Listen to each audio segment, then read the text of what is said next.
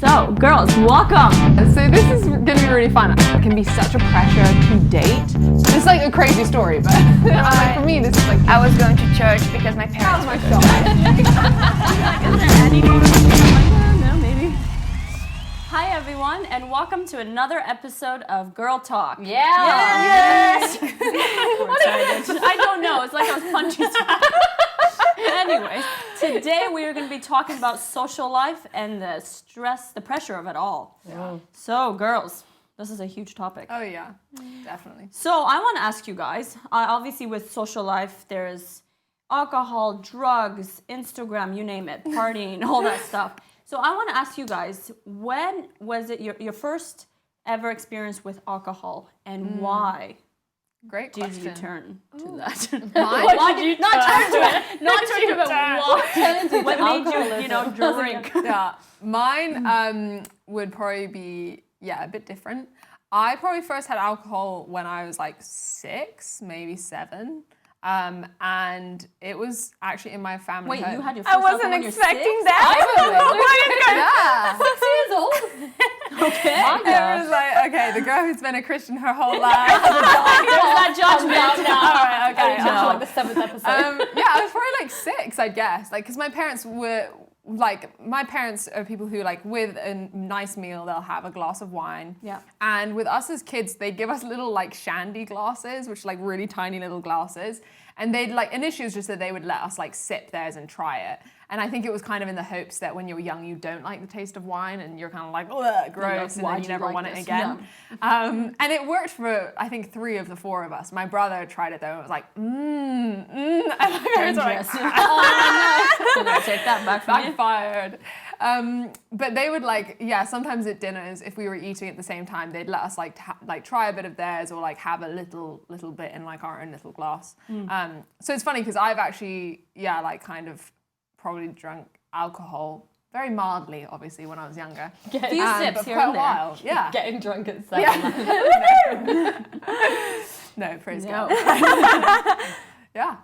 Okay. I think I would have tried it when I was a kid a couple of times, but I remember I remember distinctly doing this. I think I was either 15 or 16. Me and my girlfriends decided let's all get drunk together. Yeah. Because we haven't done it before. So let's just try it. I don't know why we I was even going to ask, where does that come from? I don't know. Like, I think we were just like, it was the age where people were starting to do parties and stuff, and we weren't really sure, so we were just like, let's give it a go and just try. I really don't remember why, but I remember the day because we were at my mate's house and we got like her friend's sister to buy us alcohol, and we didn't know what we were doing. So I think we got like some like supermarket value beer, some Deserrano, a bottle of wine and a bottle of vodka, and we just like mixed it all together. You got a lot. We didn't know that mixing alcohol was a bad thing then. Right. Yeah. Oh, then it is anyway. It's a recipe for disaster. So we just all drank. And we just we had a weird night. I remember my mum phoned me. I was like, oh no, like my mum knows that I'm here. She didn't. She was just ringing to check on something. And I remember being like drunk, answering the phone, like, and I remember feeling so guilty because I never lied to my mum, like ever. And this was like the one time I'd done it. And like, I just had one time in your life. Well, That's not in my impressive. life, like the one time I distinctly remember it. Yeah. But yeah, that was the first time I got drunk. And we had a funny, silly night. And Yeah. Well, for me, I never really liked alcohol, the smell of it. Yeah. That was something that I never really wanted to try because they had so many like big campaigns in Brazil. It's like about against alcohol and things. Okay. And also in the Christian culture, you don't drink. It's a very strong thing that is wrong, and that's how it is. So I grow up like I really don't want to mess it up, so I don't want to try that. I don't know if I would be strong or not. So I decided that I wouldn't try until I was very sure about it. Yeah. So I think when I was already older, I was already married, and then I talked to my husband. I was like, you know what, I want to try. Because it's not. I'm not saying like I want to go drunk. I just want to like. You were married? Yeah. Wow.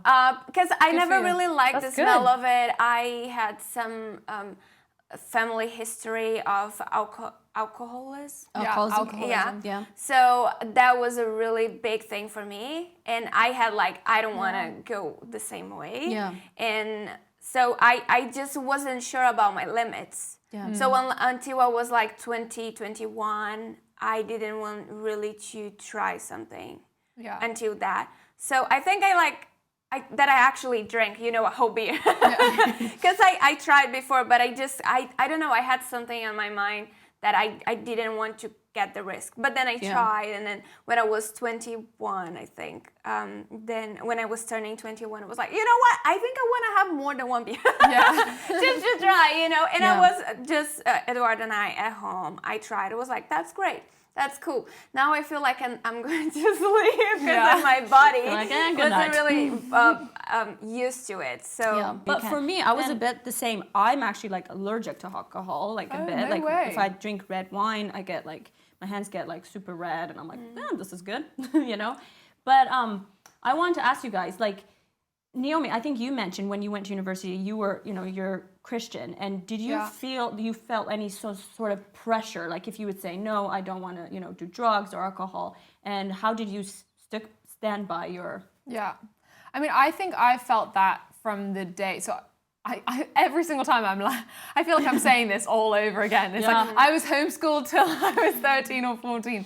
And I then went into public school for the first time, I think at 14. And from the get-go, I think there probably was quite a lot of peer pressure. I mean, the good thing, and this is something that I'm really grateful actually for my parents having allowed us to try alcohol, is that alcohol wasn't this like exciting adult thing to us. Yeah. It was just like, oh, it's like a drink, it's alcoholic, so you need to drink it responsibly. You need to know your limits. You need to know how much you can have, and actually how much is too much. Do you know what I mean?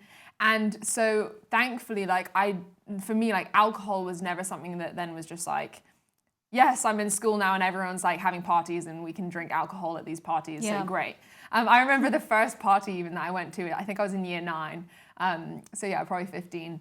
I was named myself the sober crew, and it was like me and one other friend of mine who also wasn't drinking alcohol, and then a guy who was Irish, who was drinking alcohol, but we just pinned it as oh, he's Irish, so you can drink loads and you're fine. And I don't know why we included him in the sober crew party, but we did.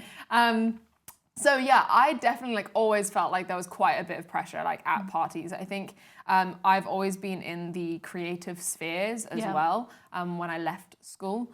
And so I was doing an art foundation, which was a year art course. Yeah. And pretty much everyone there would be, doing drugs daily. Whenever we went out anywhere, we'd be drinking a lot. And so I was often offered all of this stuff.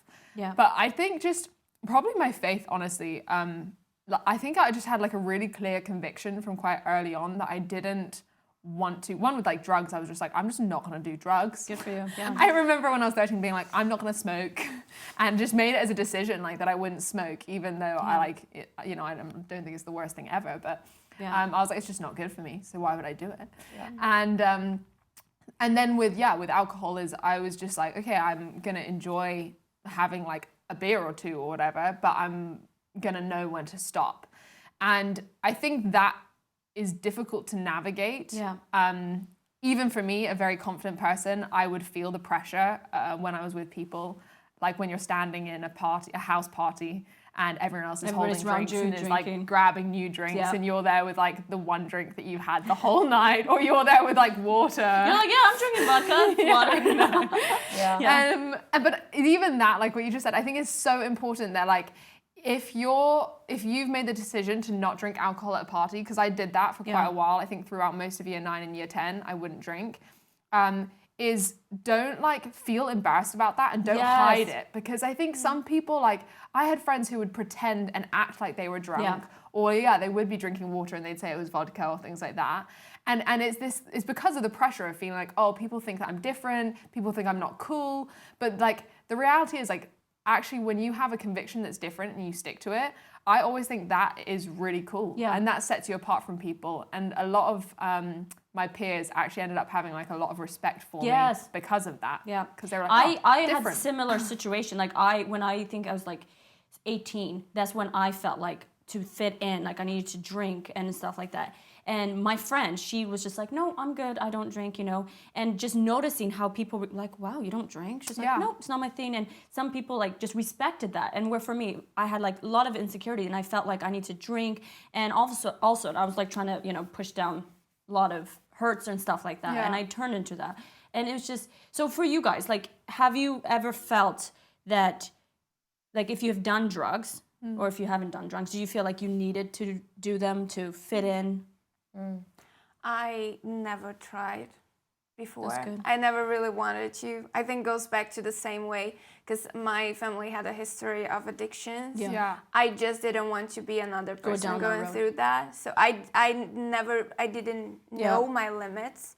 So I just established that. That was really strong, but it was more about fear than actually like knowing that that wasn't wrong or right, you know. It was more like I'm so afraid of going to that way, so then I established that. And I never really wanted to try, just never. And people would even make jokes and say, oh yeah, of course you don't try because you're Christian or whatever. And I'm like, it's much deeper than that. That's what I had on my mind, but I just didn't want to like give them more and more to talk about. I was just like, oh, whatever. So that was my reaction, but never really Felt pressure no, to... No, not really. It was more like personal thing than actually the pressure. Good for you. Wow. What about you, Beth? You for Beth. You for Beth. There you go. Yeah, drugs. I never really. It wasn't a problem in school, really. I didn't hang around with that. It was always a crowd thing. I wasn't in that crowd, and I just never. I knew that drugs were stupid, so I never took them. Maybe at university, like I tried NOS a few times. I didn't realize it was a drug until today. And maybe I tried smoking weed once or twice. But I was always very anti-drug. It was a really big deal. Like if I hosted house parties, I would be like, it's just not in my house. Sorry. I was very anti it. My problem. Oh, that's big though to be like not in my house. In my house. If people turned up with it, we would get them to leave. But so I was really good for you. I was so strong on that. But when it came to alcohol, I really fine. I was really not fine. You're not fine. Okay. So with alcohol, it was for me from probably that time 15, 16 to like 21, 22 or 21 that I really like kind of drank a lot. I didn't we can be real. To be honest, get it out. No, to be really honest with you guys, alcohol for me was it was something that really got me in a lot of trouble. I didn't know my limits. I didn't know how to stop. I didn't know. I like to impress people. I was always succumbing to peer, I would call it peer pressure. I enjoyed the attention of it, like being able to drink with I'll get competitions with it, and it was always a big party thing. And at university, everybody drinks, and I didn't have the strength to say no, to be like, actually, I don't want to, because a lot of the time I didn't want to, but the peer pressure got too much for me, and I just did. And to be honest, it got me in some really bad situations. I got myself in some dangerous situations. I got myself in some situations which really affected me. And I also had some I won't lie, I had some good times with it too. We don't lie about it, but it was so much more damaging. And so much like if I could have changed something growing up, it would have been not drinking all, because I never learned the moderation. I never learned that at all. I just went completely crazy. And it's why I don't drink anymore. I decided, this from last month, 1 whole year without alcohol or cigarettes is my celebration. So I made the decision to stop drinking, and obviously I quit smoking as well. Because it's, for me, just not worth the risk, at all. Because I don't know now, like I won't even just have one, just because it's not worth it for me. I can't be bothered to have the pressure or worry, oh, what if I have 2, or what if I go this, because I know that me as a person, I don't like me when I'm drunk. You know? I think, like, for myself, I think when I was 21, I never had thrown up since I was 21. And it was because I got super, super drunk. And it honestly, when the next day, I just did not like myself. I just felt like when you're out of control, like you cannot control yourself. So and it's just, and it made me really sad, because I was just like, I think that really highlighted, wow, you have a lot of unresolved issues that you need to work on. And I think for me, like, I'm not saying, you know, go and do this, but I'm glad I went through that because it really highlighted this is an area that I really needed to, you know, dive in and like go work on this, because I'm like, why? And then I would ask myself, why did I get that drunk, you know, and all these kind of stuff. And it was really difficult. Like, it was, like you said, I didn't like myself when I was in that situation. I'm the worst when I'm drunk. I'm so annoying. I'm just, I'm annoying and I make really bad choices because I don't have this, like, when I'm drunk, like, I don't care of the consequences. Like the conviction just goes out the window. And I wake up the next day and I'm like, this self-hatred fills me, or this depression fills me, or this regret, or oh my gosh, what did I do? Or like the trouble that I've got in and put myself in dangerous situations, which... Because I think it's like with drugs, when you get out of that high, when you're in the high, it might be great for a while, but when you get out of that, it's like, it's just that depression and that reality hits and you're like, ugh. And I think the consequences hit. Yeah. And I think we're such a, like, particularly now more than ever, I think we're wired to want to either remove consequences. Like, we just like having a life where it's like, oh yeah, you can just get yourself out of having a consequence. Yes. But there is always consequences for our actions. So true. And I think there's that whole thing of weighing up then, like, are you really willing to face the consequences? Like, it might be fun in the moment, and that's great, and it might mean that you don't feel a bit awkward because you are like doing what your friends are doing, and you're like doing whatever they ask, kind of thing. Yeah. And so that makes you feel more comfortable in the moment. But like, actually, at the end of the day, like tomorrow, you're gonna look back on it and be like, oh, why did I say yes to that? Like, actually, that wasn't me. Like, and I even, like, with drinking, because I probably am somebody who really, I'm very aware of how much I can handle. I'm very aware of, like, how many drinks I can drink, or like my intake. I even had it, I remember being at parties, like, and we had alcohol at parties from year 9 onwards, honestly. So like, I was going to parties with alcohol as a kid, and not a kid, but a teenager. Let's get that out. No. But I remember even just having, like, a way that I would tell whether I'd had too much. Like, I'd always have things of, like, if I flick my head really quickly, is it completely normal, or do I feel even there's a slight lull? Do you know what I mean? And as soon as that happened, I would go, as soon as I felt that, I would instantly cut off. Even if I had a drink in my hand, I wouldn't drink anymore. I never would have been able to do that. To be aware of those things. That's actually, and it's just like I think that it's recognizing, the practical things that you need to set in place. Then go, okay, I'm not going to cross that line that I've set for myself beforehand. Because if you don't stay strong on that, it's so hard. It's easy to like go into it. Can I just say one thing? Like, for me, I never really drank like that when I was a teenager or younger. But I feel like something that I was doing that wasn't right. It's like I would judge the ones that were actually drinking. Yeah. And I would have so strong, like, inside of me, like, well, I don't do that. And you're doing, and that's not right. Yeah. And actually, I had to learn that just because I decide for myself that I wasn't going to do that didn't mean that I was superior or better than someone just because they were drinking. Yeah. And I'm not even talking about going crazy and drunk, but I'm talking about, like, they were just drinking. But I had, like, for me, that was absolutely wrong.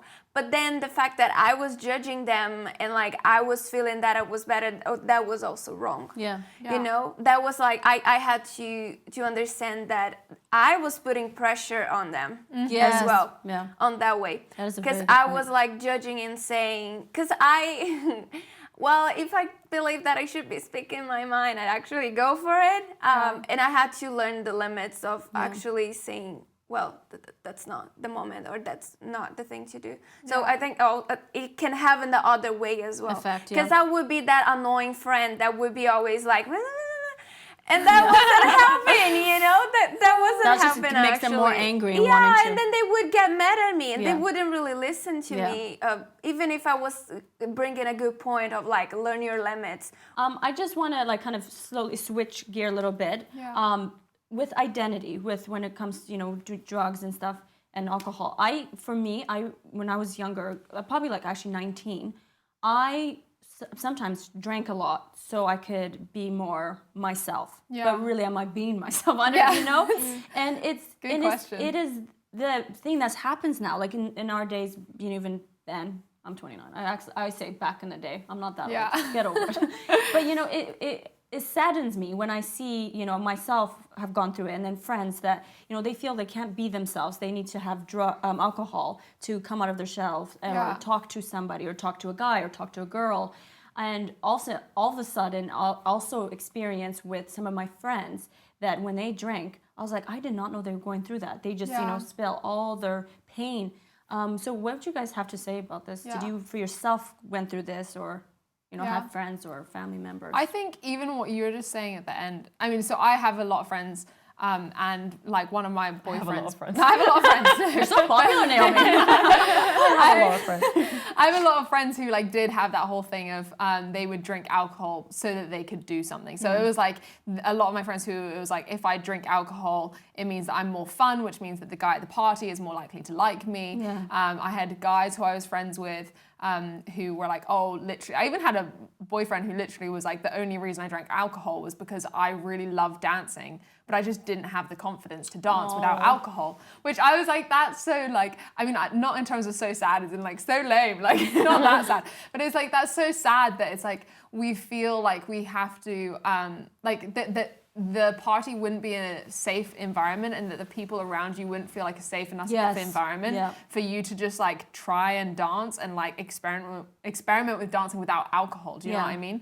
And I think that is because you always feel like, when I would go to parties, I remember spending so much time thinking about what I would be wearing, and like so much time thinking about how you do your makeup, so much time when you're there, like being self-conscious, aware of like how people are viewing you.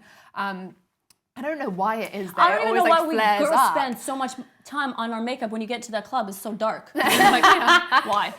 But it was like you're just so aware of everyone's opinions, and you kind of make it about yourself, when actually probably the reality is most people aren't thinking about the clothes that you've chosen.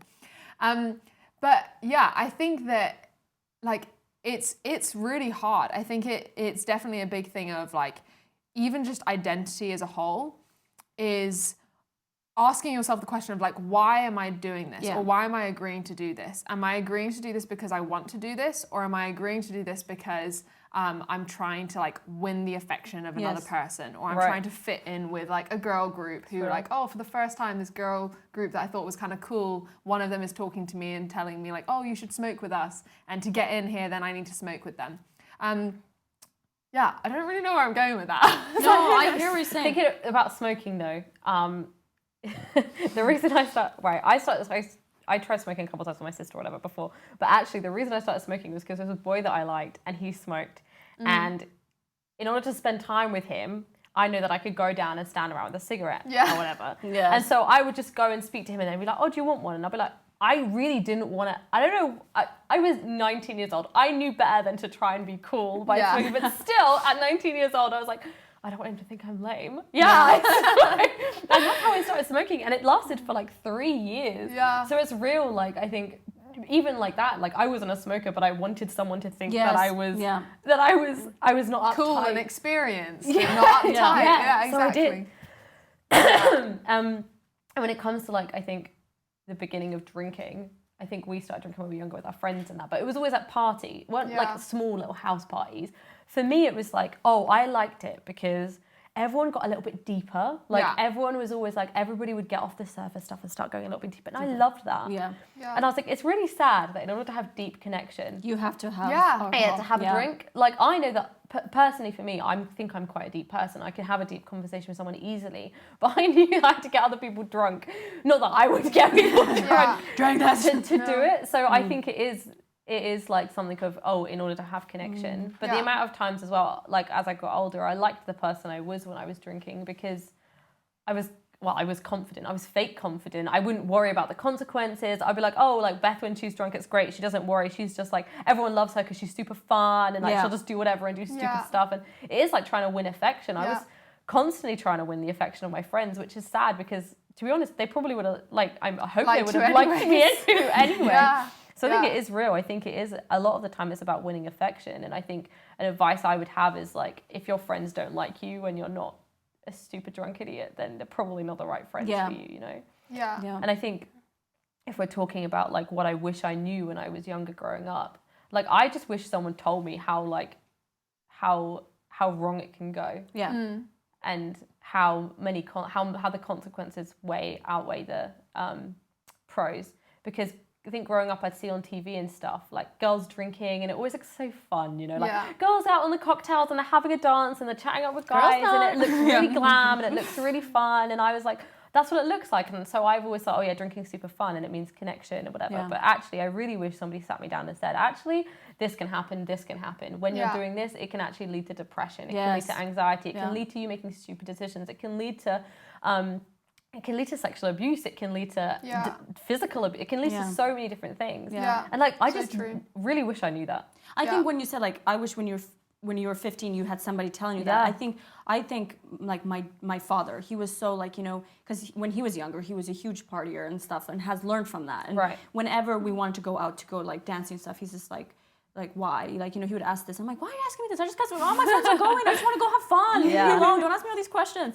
But then he would like honestly share his story when he was, and it helped me. And I was just like, wow. Like at that time, did I 100% like, oh, okay, believed, like not believe, but like, you know, oh, okay, I won't go. But it was actually really helped me. And then I remember when I would go out and I would think of what my father said, and I'm like, I'm experiencing this right now, this, you know? So I think it's cool to hear some of our parents' experiences, or like 100%. People that we feel close with, because they have lived it, and they're like, you know, and he always says, sweetie, be you, you're amazing, you know, you don't need to, you know, prove yourself and stuff. And it was really helpful for me. So I think with the whole even friendship things too, like I remember doing like inventory on my friends, like, okay, I have to like reevaluate my friend groups, you know. It's just like, okay, now I'm in a different place in my life. I want to get away from that partying and, you know, that identity, you know, crisis. I need to like, but it's who I surround myself around, it's so you know? True. So unfortunately I had to do the, you know,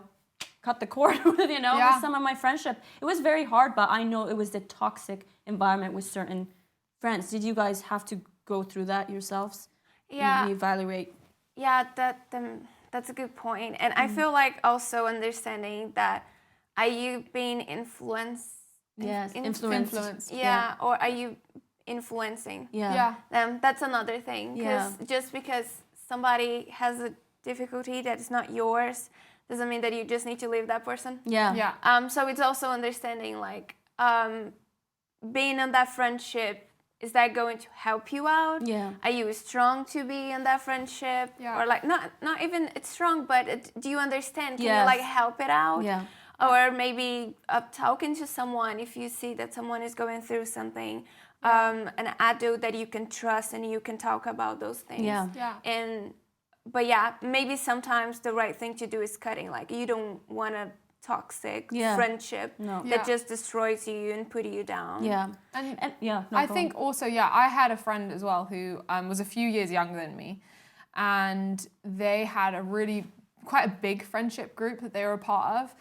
And even this is kind of going from the like drugs and alcohol or whatever, but the friends, like a lot of their friends were going through really bad like depression and then self-harm. It was like a few of them were self-harming, but it just ended up being this thing that really like spread through the whole group, where it was like everyone started self-harming because they were all speaking with one another. They were all going through different stuff. And I think there is something like, regardless of what it is, like whatever you're doing is in friendship groups is kind of contagious, because we all bounce off one another.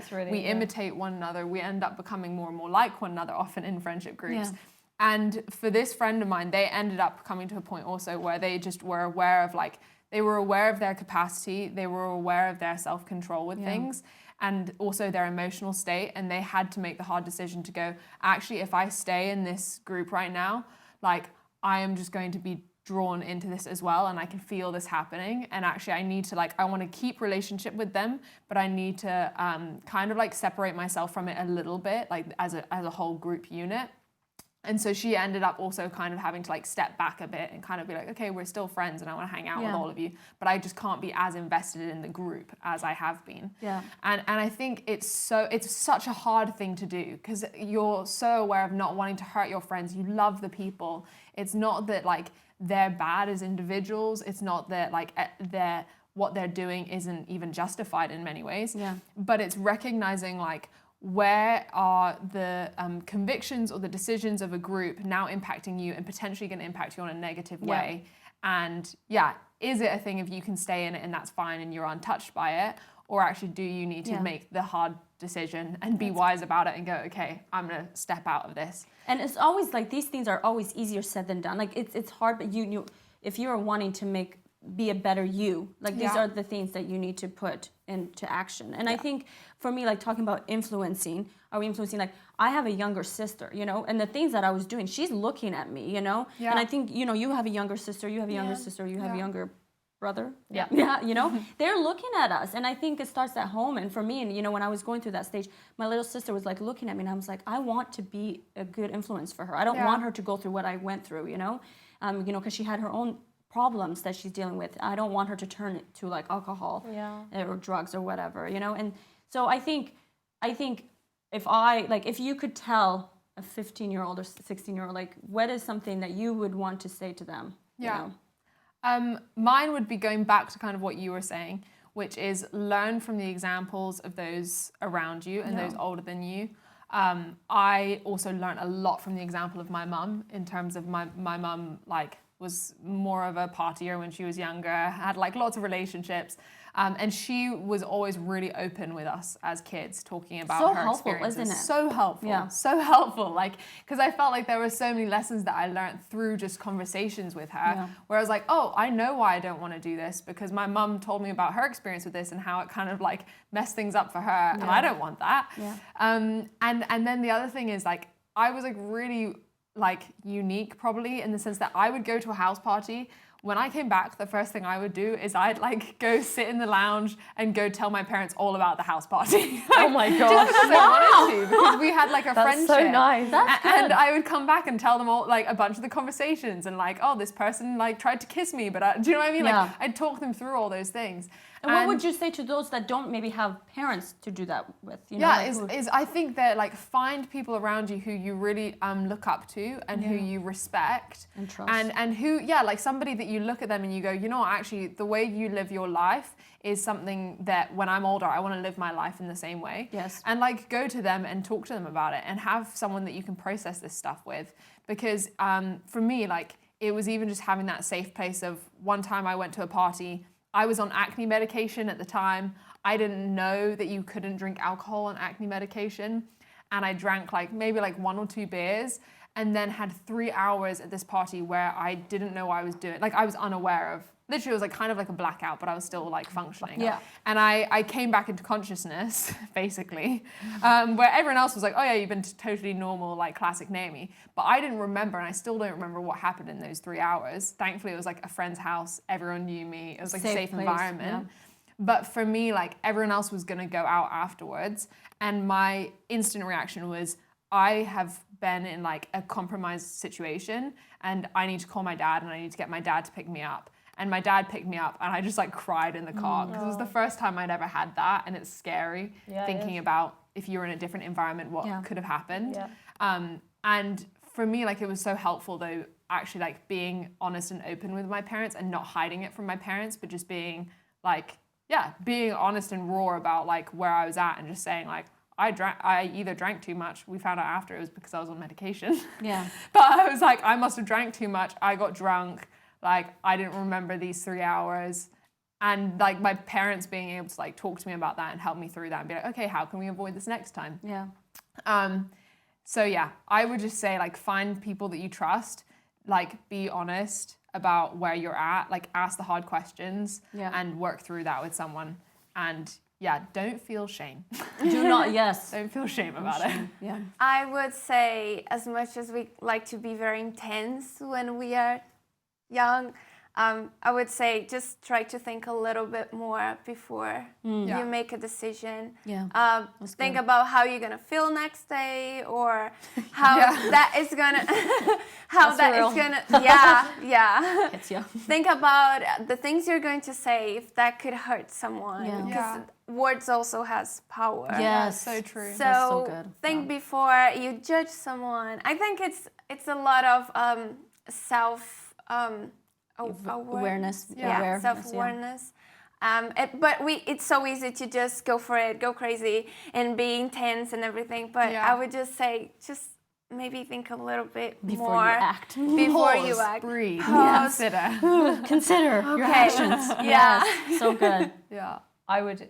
This the same. Just listen to stories. You know, Yeah. like pay attention to the horror stories. If you don't have anyone telling you horror stories, go find some. Yeah. No, I think I would say, to think in advance. Be the person, like act in the person that you want to be. You don't Yeah. like compromise it. Like, okay, for 5 seconds, this might feel good because I don't have this awkwardness of standing up for myself and saying no. But if you think, how am I going to feel tomorrow? Yeah. Like, actually, what person do I want to be? What kind of example would I want to set? You know, like, who do I want to be proud and stand up and say I have? And who, you know, how would I want someone to react with me? I think it's really hard. You don't think about it when you're younger. You really, you know, you've got so much going on when you're 15, 16, going through school. Everything's going on. And it's really hard to think about past the day, you know, or past other people. But to just to try. And if you don't, you know, and to have grace on yourself if you don't and you screw up every now and then, that's really okay. Like, but that doesn't mean, oh, I screwed it up now, let's just keep going. Yeah, bring it back. Every day's a new day. Thank the Lord for that. Yeah. Like, Yeah. So what I would good, ladies. Once Yeah. again, so good. I think these are huge like topics, and I think this is such a like a topic of identity and like alcohol and drugs. It's what's happening. It's our reality, and I think if we can be an example to the younger people around us, it would be great. So thank you guys, and thank you so much for joining us with us. And I just want to say, honestly, find someone that you trust. You do not need to walk this alone. You are loved, you are beautiful, and we are for you. Yeah. And we'll see you next time.